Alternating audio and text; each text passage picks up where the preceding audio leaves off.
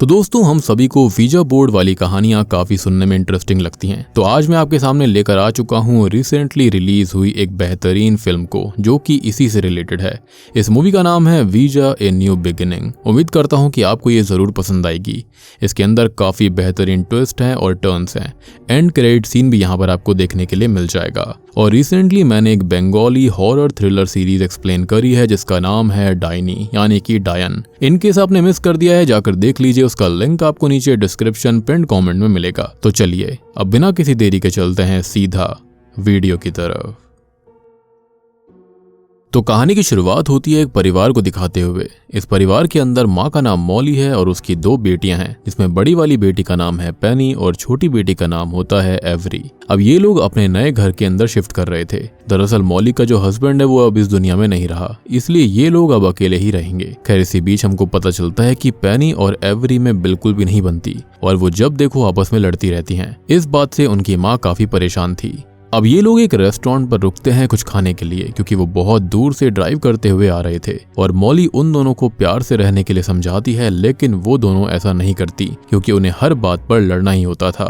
अब इसी बीच हमको पता चलता है कि पेनी का रिसेंटली ब्रेकअप हो चुका है, इसलिए वो कुछ ज्यादा ही परेशान है। साथ ही साथ वो अपने पिता को भी काफी मिस करती है। खैर, अब ये लोग खाना खा के वहां से निकल जाते हैं, लेकिन रात होने पर वो कार में ही सोने लगे थे, जहां पर पेनी अपने पिता की फोटो देखकर उनको मिस कर रही थी। तब एवरी उसको संभालती है। मतलब कि ये लड़ते हैं, इसका मतलब ये नहीं है कि इनमें इमोशनल अंडरस्टैंडिंग नहीं है। किसी चीज को खोने का, अपने पिता को खोने का इनको काफी गम था। अब इसके बाद वो सुबह अपने नए घर की तरफ पहुंचते हैं, जो कि मॉली के स्टेप फादर रॉजर ने उनको दिया था। लेकिन दोनों लड़कियां आज तक उससे कभी नहीं मिली। पेनी उनसे मिली थी, लेकिन वो भी बचपन में। अब घर पहुंचने के बाद एवरी घर को देखकर काफी खुश होती है, लेकिन पेनी कार में ही बैठी थी, उसके पास कोई शब्द नहीं थे। तब उसकी माँ उसको ये कहती है कि वो रॉजर से मिलकर अच्छे से पेश आए, क्योंकि उसी ने उनको घर दिया था रहने के लिए। अब ये घर के डोरबेल को बजाते हैं, जहां का दरवाजा रॉजर ही खोलता है। यहाँ पर रॉजर अपनी 2 ग्रैंड डॉटर्स को देखकर काफी खुश था। खैर, अब वो उनको अंदर लेकर जाता है, जहां पर मॉली रॉजर का शुक्रिया अदा करती है, क्योंकि वो उनको रहने के लिए जगह दे रहा था। जिस पर रॉजर कहता है कि ये उसका फर्ज है, क्योंकि उसने उसकी माँ से वादा किया था कि मॉली का वो हमेशा साथ देगा।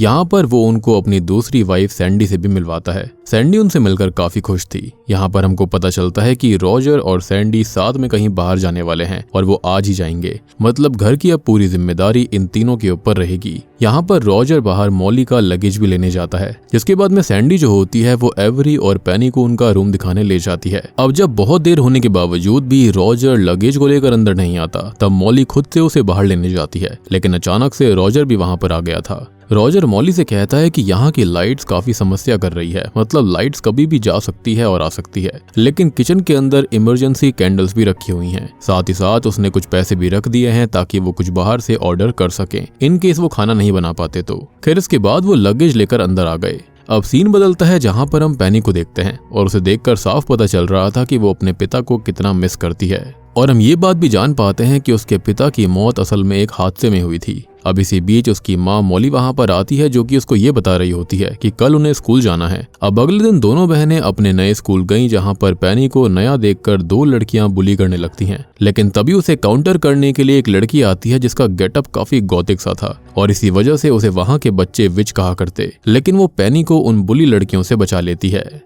खैर, अब स्कूल की छुट्टी होने पर वो घर जाने लगती है और वो अपनी बहन एवरी को भी साथ ले जा रही थी। लेकिन एवरी ने नए दोस्त बना लिए थे, इसलिए वो अपने नए दोस्तों के साथ हैंग आउट करने जा रही थी। और ये सुनकर पेनी को काफी बुरा लगता है, क्योंकि उसका अभी तक एक भी दोस्त नहीं बना था और उसकी बहन उसे अकेला छोड़कर इस तरह से अपने नए दोस्तों के साथ जा रही थी। जिसके बाद पेनी अकेले ही घर जाने लगी, जहां रास्ते में एक लेडी अपने कुछ सामान सेल पर बेच रही थी। अब पेनी वहां पर जाकर उन सामानों को चेक करती है और इसी बीच उसे एक लड़की मिली, जो कि ये कह रही थी कि वो उसे हर्ट करना चाहती है। तब पेनी उससे ये पूछने लगती है कि कौन उसे हर्ट करना चाहता है, और यहाँ पर वो लियाम का नाम लेती है। लेकिन तभी वो लड़की चिल्लाने लगी और उसके चिल्लाते ही पेनी गिर गई और तभी वो सामान बेचने वाली लेडी उसको संभालती है। अब पेनी उसे उस लड़की के बारे में बताना चाहती थी, इतने में ही वो गायब हो जाती है। अब यहाँ पेनी एक वीजा बोर्ड को देखती है, जिस पर वो लेडी उसको ये बताती है कि ये वीजा बोर्ड घर के प्रीवियस ओनर्स का था। पेनी उस वीजा बोर्ड को खरीद लेती है और घर आकर उस वीजा बोर्ड से अपने पिता से कांटेक्ट करने की कोशिश करती है। वो ये पूछती है कि क्या उसके पिता की स्पिरिट यहाँ पर मौजूद है, लेकिन ये जो वीजा बोर्ड होता है उससे कोई भी जवाब नहीं आता, जिसको देखकर वो उस वीजा बोर्ड को बेकार बोल देती है और उसको फेंक देती है। लेकिन तभी उस वीजा बोर्ड का प्लानचेट जो होता है वो हिलने लगता है और वो यस पर आ जाता है, लेकिन पेनी ये सब नहीं देख पाती। खैर अब रात में ये तीनों माँ बेटी टीवी देख रही थी और तभी अचानक से लाइट चली जाती हैं।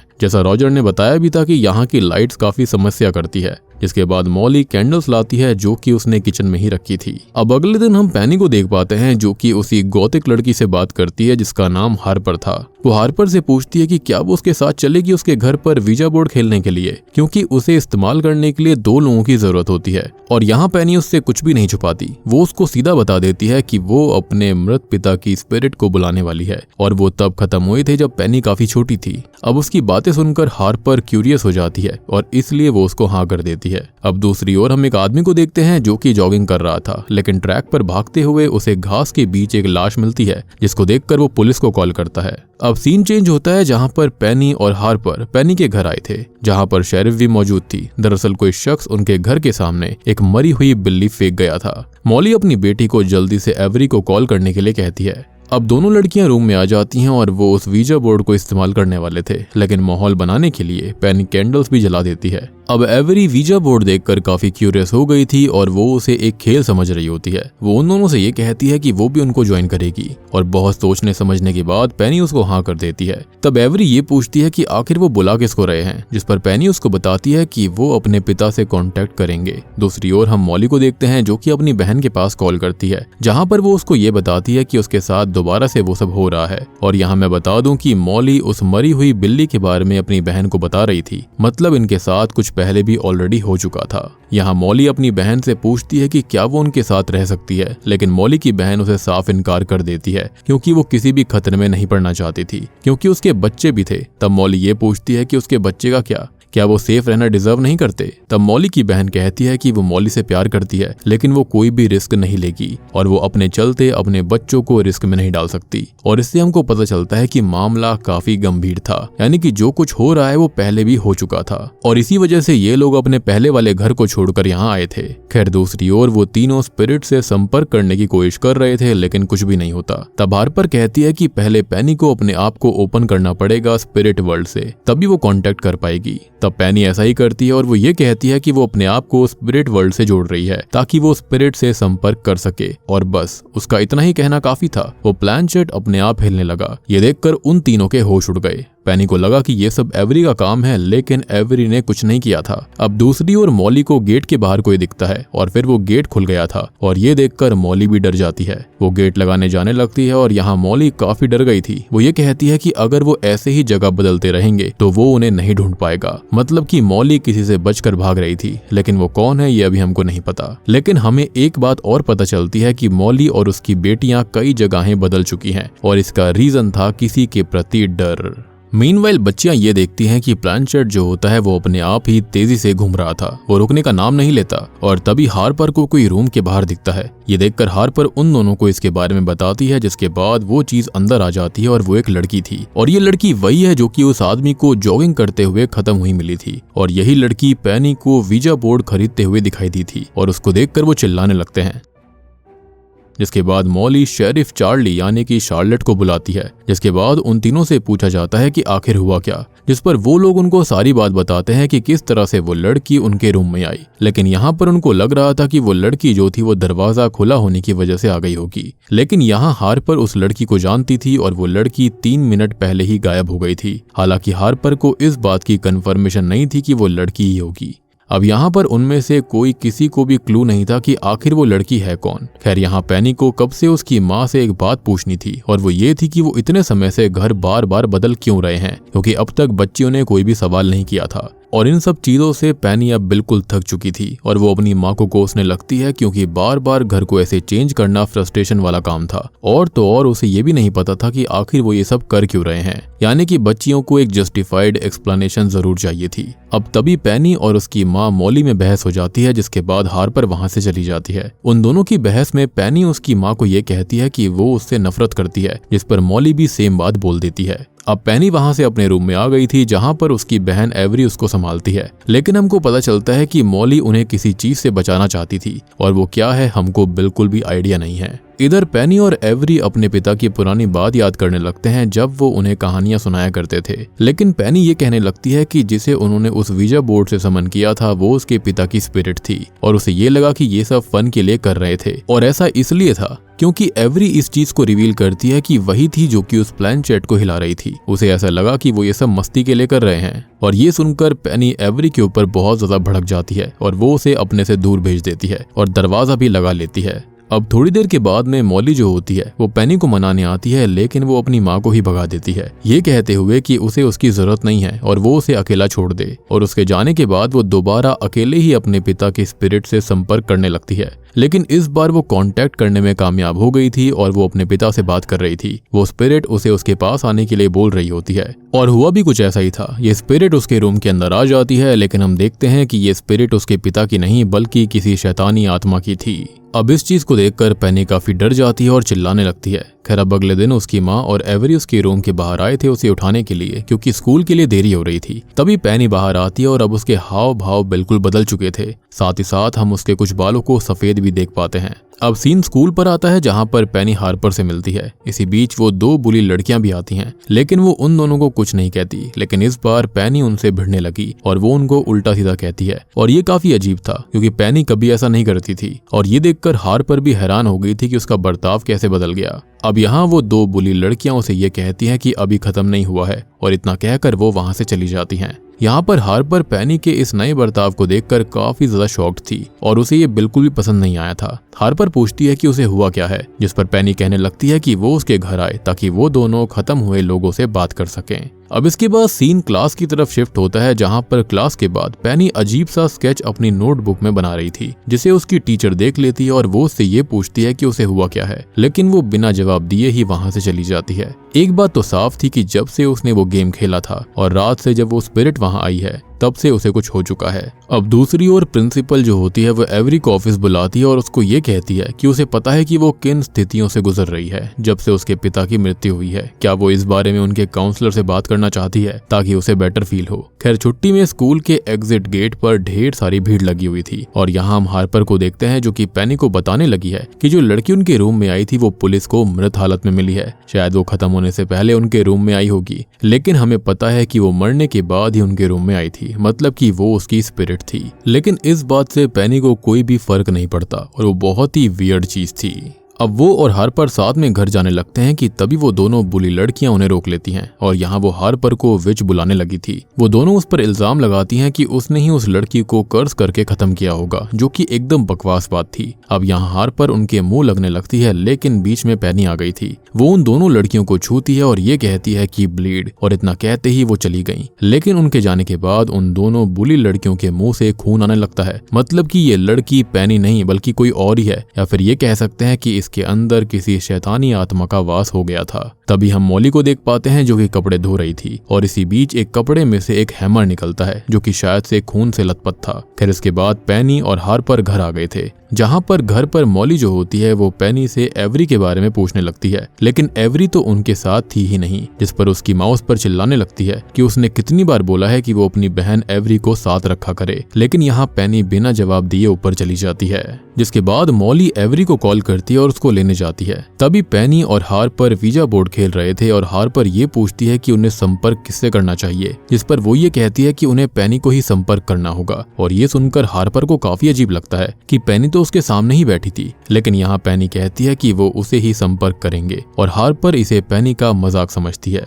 यहाँ पर वो सच में पेनी को ही संपर्क करने लगते हैं और यहाँ पर जो प्लैनचेट था वो बोर्ड पर बने हुए अल्फाबेट्स पर घूमता जा रहा था और वहाँ पर शब्द लिखा हुआ था हेल्प, मतलब कि पेनी मुसीबत में है। ये बात हार्पर को समझ नहीं आई। खैर यहाँ पर बोर्ड के जरिए पेनी बताती है कि वो उसके अंदर है और यहाँ हार्पर दोबारा शॉक्ड हो गई थी, लेकिन स्टिल वो इस चीज को पेनी का एक प्रैंक समझती है और वो दोबारा ये करने लगते हैं। लेकिन इस बार उसका ध्यान पेनी के हाथ पर जाता है जहाँ पर उसके हाथ बदले हुए थे और तब हार्पर पेनी की शक्ल की तरफ देखती है और जोर से चिल्लाने लगती है और अब ये सीन यहीं पर कट हो जाता है। इसके बाद एवरी और उसकी माँ मॉली घर पर आ गए थे, लेकिन एवरी यहाँ अपनी माँ से काफी नाराज थी क्योंकि एवरी अपने दोस्तों के साथ थी और उसकी माँ उसे जबरदस्ती यहाँ पर ले आई, जिस पर पर उसकी माँ कहती है कि उसने सुना नहीं, एक किलर यहाँ पर खुला हुआ घूम रहा है और इसलिए वो बस उन दोनों को बचाना चाहती है। लेकिन एवरी के गुस्सा होने की असल वजह थी उसके पिता। दरअसल मॉली ने उनको ये बताया था कि उसके पिता की मृत्यु कार एक्सीडेंट में हुई थी, लेकिन स्कूल से उसको ये पता चला है कि उसके पिता को तो कैंसर था और यहाँ मॉली ने स्कूल में कुछ और, घर पर कुछ और बता रखा था। अब एवरी अपनी माँ से पूछती है कि वो उनसे क्या छुपा रही हैं और वो उससे सब कुछ सच जानना चाहती थी, लेकिन मॉली उसे शांत करने लगती है। लेकिन एवरी अब शांत नहीं होती। वो कहती है कि वो और उसकी बहन अब यहाँ से चले जाएंगे क्योंकि वो मॉली के झूठ से तंग आ चुके हैं। जिस पर मॉली उसे कहने लगती है कि उसके पिता की मृत्यु असल में हार्ट अटैक से हुई थी और ये सुनकर मॉली और गुस्सा हो गई क्योंकि उसने पहले बताया था कि उसके पिता की मौत कार एक्सीडेंट में हुई थी। और इसे कवर अप करने के लिए मॉली कहने लगती है कि एक्सीडेंट से पहले उन्हें हार्ट अटैक आया था, लेकिन एवरी उसकी टोन से समझ चुकी थी कि वो फिर से झूठ बोल रही हैं और उसको तो ऐसा लगने लगता है कि जैसे उसके पिता आज भी जिंदा हैं, क्योंकि जो कुछ उसकी माँ कर रही है वो हरकतें काफी अजीब थी। क्योंकि स्कूल के अंदर कुछ और बताया गया था, बच्चियों को कुछ और बताया गया था और फिर से पूछने पर भी उसकी माँ फिर से झूठ बोल रही थी।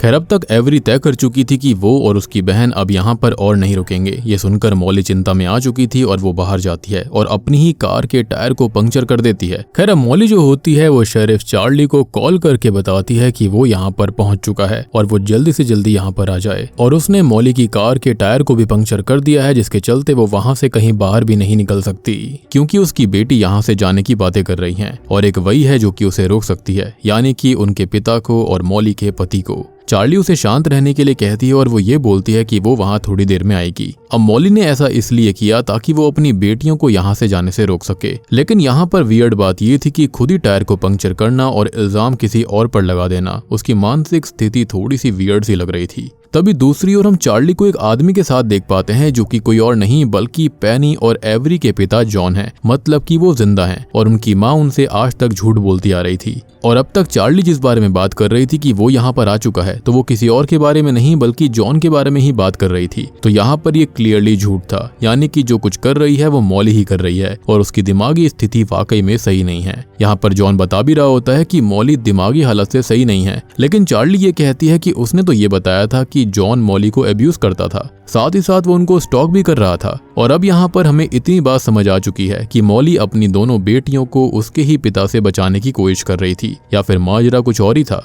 खैर जॉन ये बताता है कि मॉली एवरी के पैदा होने के बाद से पागल सी हो गई थी और उसने अपनी बेटी एवरी को ही खत्म करने की कोशिश करी, लेकिन जॉन ने उसको बचा लिया था। जिसके बाद कोर्ट में सुनवाई करी गई, जहां पर कोर्ट ने मॉली को दिमागी रूप से कमजोर पाया और उसकी दोनों बेटियों से अलग कर दिया, लेकिन उन्होंने कभी कभी उसे दोनों बेटियों से मिलने की परमिशन दे दी थी। और इसी का फायदा उठाते हुए एक दिन मॉली दोनों बेटियों को लेकर भाग गई और वो तब से भागती आ रही है और यही कर रही है। और उसका ये वाला पता उसे मॉली की बहन से ही पता चला था। और अब आपको समझ में आया होगा कि मॉली ने अपनी बहन से जो कुछ कहा था, तो उसकी बहन उसको यहाँ पर सपोर्ट क्यों नहीं कर रही थी, क्योंकि वो भी जानती थी कि मॉली दिमागी हालत से थोड़ी कमजोर है। अब सबसे बड़ी बात यह है कि मॉली ने अपने दिमाग में एक दुनिया बना ली है जहाँ पर जॉन सबको अब्यूज करता है और उसकी दोनों बेटियां सुरक्षित नहीं है, जिसके चलते ही वो ऐसा करती है। अब इस बात को तो सुनकर चार्ली कार्प नाम के एक बंदे को मॉली के घर पर भेजती है ताकि वो पता कर सके कि वो दोनों लड़कियां सेफ है या फिर नहीं और सच कौन बोल रहा था। तभी हम पेनी को देखते हैं जो कि आधी रात को बाहर थी। तभी उसकी बहन एवरी वहां पर आती है और वो उससे हार्पर के बारे में पूछने लगती है, क्योंकि हार्पर की कार अब तक यहीं पर थी, लेकिन हार्पर कहीं नहीं मिली। जिस पर पेनी कोई जवाब नहीं देती। तो एवरी अपनी बहन को बताती है कि उनकी माँ उनसे झूठ बोलती आ रही थी और उनके पिता जिंदा हैं, लेकिन ये बात पेनी को ऑलरेडी पता है और उसे ये बात असरा से पता चली थी। अब एवरी पूछती है कि ये असरा कौन है, जिस पर वो ये बताती है कि वो एक विच है जिसे कई सालों पहले लोगों ने जला दिया था। एंड आई बिलीव कि एक आदमी ने कहा भी था कि लियाम से वो बचकर रहे, यानी कि वो उसके पीछे है, तो शायद से ये विच वही हो सकती है जिसने अपना नाम कुछ और बताया होगा। खैर अब वो ये भी बोलती है कि वो विच उसके अंदर आ चुकी है, यानी कि अब तक जो कुछ हो रहा था वो यही विच कर रही थी, यानी कि वो जो शैतानी आत्मा आई थी वो उसी विच की स्पिरिट है। लेकिन एवरी को ये बातें बकवास लगती है, लेकिन पेनी तो सीरियस थी और ये कोई मजाक नहीं था, हम जानते हैं। और हमको ये भी पता है कि हार्पर अब जिंदा नहीं है। खैर यहाँ पेनी ये बोलती है कि वो उस पर कब्जा करना चाहती है और वो स्ट्रांग होती जा रही है। अब एवरी तभी उसे होश में लाती है, जिसके बाद दोनों वहां से निकलने के बारे में सोचते हैं। तभी हम मॉली को देखते हैं जो कि चार्ली को कॉल करके बताती है कि उस किलर के पास नाइफ है, यानी कि जॉन के पास नाइफ है, और इतना कहकर वो कॉल कट कर देती है। और अब यहाँ पर वो खुद ही नाइफ उठा रही थी, मतलब कि वो जो कुछ भी अब करेगी उसका इल्जाम वो पेनी के पिता पर ही लगाएगी, लेकिन उसे ये नहीं पता था कि पेनी के पिता ने चार्ली को ऑलरेडी कांटेक्ट कर लिया था। खैर तभी ये दोनों बहनें जाने वाली थी, लेकिन तभी उनकी माँ गेट बंद कर देती है और उसके हाथों में चाकू भी था। वो कहती है कि वो उन्हें सेफ रखना चाहती है और उसे इस हालत में देखकर दोनों बहनें वहां से भागने लगती हैं, जिसमें एवरी तो बाथरूम में छिप गई थी और इसी बीच लाइट्स भी बंद हो जाती हैं। अब यहाँ नोटिस करने वाली बात यह है कि मॉली ने अपने स्टेप फादर से भी झूठ बोला था और उन दोनों को मॉली की इस दिमागी हालत का और कोर्ट के ऑर्डर्स के बारे में कुछ पता ही नहीं था। सबको आज तक यही लगता आया कि जॉन जिंदा ही नहीं है, जबकि वो तो जिंदा था। और बेचारे रॉजर और उसकी पत्नी के पीठ पीछे उनके घर में ये सारी चीजें चल रही थी जो कि उनको पता तक नहीं थी। या तो फिर ये भी हो सकता है कि उनको सब कुछ पता होगा, आसपास में विच रहती है ये भी पता होगा और वो जानबूझकर उसको वहीं पर छोड़कर चले गए, क्योंकि स्टार्टिंग में रॉजर का वियर्ड सा बर्ताव इस चीज को दर्शाता भी है। एनीवेज अब चार्ली के कहने पर कार्प वहां पर आ चुका था, जो कि घर के अंदर घुस जाता है, लेकिन घर के अंदर आते ही उसे टेबल के पीछे उसी विच की झलक दिखाई देती है और उसने उसके ऊपर हमला कर दिया था, जिससे कि कार्प वहीं पर खत्म हो गया। अब इसी बीच चार्ली, उसका साथी और जॉन वहां पर आ जाते हैं। चार्ली अपने साथी को बाहर चेक करने के लिए कहती है। तभी चार्ली और जॉन अंदर जाने लगे, जहां पर उन्हें कार्प की लाश मिलती है। जिसके बाद वो लोग ऊपर जाते हैं जहां पर एवरी थी। अब एवरी अपने पिता को देखते ही उनसे गले लग जाती है, लेकिन उनकी माँ वहां पर नहीं थी। अब चार्ली के साथी को एक काला साया भागता हुआ नजर आता है, लेकिन चेक करने पर वो पेनी निकलती है। अब हम जानते हैं कि पेनी के अंदर वही विष थी, इसलिए ऐसा हुआ और पेनी ने ही कहीं ना कहीं कार्प को मारा था, या फिर ये कहें कि इनडायरेक्टली विच ने ऐसा किया और उस विच ने पेनी के शरीर पर कब्जा कर लिया था और उसकी स्पिरिट को कहीं पर कैद कर दिया, जो कि हार्पर के सामने हेल्प के लिए बोल भी रही थी, यानी कि उस प्लैनचेट और वीजा बोर्ड की मदद से। अब हम चार्ली को देख पाते हैं, जो कि मॉली की तलाश में बाहर आई थी कि तभी मॉली वहां पर आ जाती है और चार्ली के ऊपर हमला करने लगती है, लेकिन चार्ली ने उसे गोली मार दी थी और उसको खत्म कर दिया था। अब सीन बदलता है जहां पर क्राइम सीन पर रिपोर्टिंग हो रही थी और यहाँ चार्ली बताती है कि उन्हें यहाँ से हार्पर की लाश मिली है और जैसा मैंने बताया कि मुझे पहले ही पता चल गया था कि हार्पर खत्म हो गई होगी और हार्पर और कार्प को मॉली ने ही खत्म किया था। लेकिन हम जानते हैं कि हार्पर और कार्प की मौत में मॉली का कोई भी हाथ नहीं था। ये सब असल में इस विच ने किया था और सभी इस बात से अनजान थे। खैर इसके बाद चार्ली दोनों बच्चियों को कॉफी देती है, जहां पर हम पेनी को हंसते देखते हैं, मतलब कि वो विच उसके अंदर थी। अब सीन बदलता है जहां पर दोनों बच्चियां अपने पिता के नए घर में शिफ्ट हो रही हैं, लेकिन यहाँ पेनी के अंदर आज भी वो आत्मा है, यानी कि विच है। अब तभी हम जॉन की दूसरी बीवी को भी देख पाते हैं। अब जॉन वहां पर आता है पेनी से मिलने के लिए, जहां पर वो उससे ये पूछता है कि क्या उसे उसका रूम पसंद आया, जिस पर पेनी हाँ बोलती है और अब जॉन वहां से चला जाता है। वो अपनी बच्चियों को पाकर काफी खुश था, लेकिन हम पेनी के सूटकेस में देखते हैं जहां पर वो अपने साथ उस वीजा बोर्ड को भी लेकर आई थी, यानी कि वो विच उसी से जुड़ी हुई है और इसका मतलब साफ था कि अब होगा मौत का तांडव। अब इसके बाद में हम एक पोस्ट क्रेडिट सीन देखते हैं, जहां पर हमें एक आदमी नजर आता है जो कि ये कहता है कि ये सब फिर से शुरू हो चुका है, यानी कि उसे पहले पता था कि नेबरहुड के अंदर ये सब ऑलरेडी घटित हो चुका है और वो ये सब समझ गया था कि अब ये पेनी, एवरी और उसके परिवार के साथ में घटित होगा।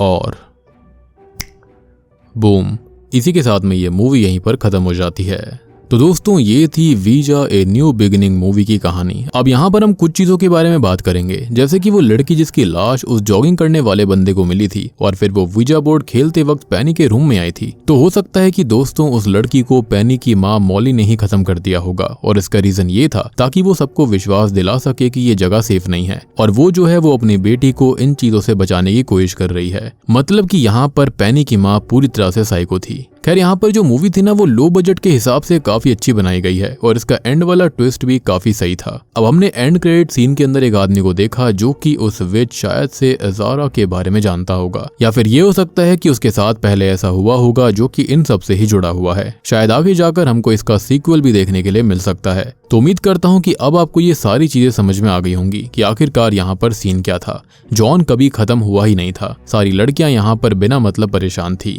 सबसे बड़ी बात कि अगर इनकी माँ ने पहले ही बता दिया होता कि उसके पिता जिंदा हैं तो कभी भी वीजा बोर्ड का इस्तेमाल ये लड़कियां करती ही नहीं, ना ही वो असारा नाम की जो विश थी वो यहाँ पर आती और पेनी के ऊपर कब्जा करती। उसे तो खाली एक शरीर चाहिए था जिसके चलते वो इस नेबरहुड को छोड़ सके और ऐसा उसने कर दिया था। और अब आगे चलकर पता नहीं वो कैसे कैसे काले जादू या फिर क्या क्या करने वाली है, क्योंकि उसको तो खाली एक शरीर ही चाहिए था। तो उम्मीद करता हूँ कि आपको वीडियो पसंद आई होगी, समझ में आई होगी। तो वीडियो अच्छी लगी है तो लाइक कर दीजिए, चैनल के ऊपर नए हो तो सब्सक्राइब कर लो। और मैंने रिसेंटली एक्सप्लेन करी है एक बहुत बेहतरीन बंगाली थ्रिलर सीरीज जिसका नाम है डायनी यानी कि डायन। इनकेस आपने मिस कर दिया है जाकर देख लीजिए, उसका लिंक आपको नीचे डिस्क्रिप्शन पिन कमेंट में मिल जाएगा। तो मैं आप सबको मिलता हूँ अगली वीडियो के साथ में, तब तक के लिए